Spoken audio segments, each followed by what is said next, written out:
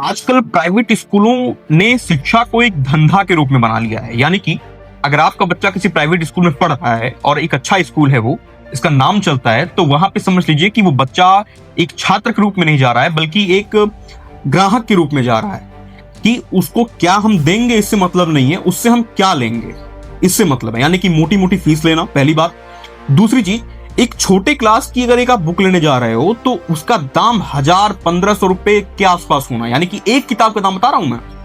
और उनकी जो मंथली फीस होती है एक क्लास की, एक बच्चे की, वो कहीं ना कहीं 10,000 11,000 ये चल रहा है।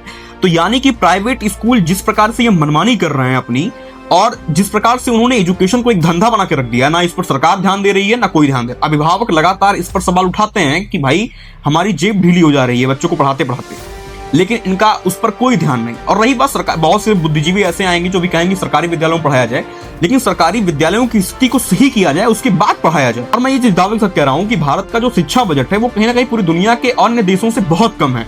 5th की एक बुक है, उसका आप दाम 1000 से ऊपर बता रहे हो, एक किताब का दाम।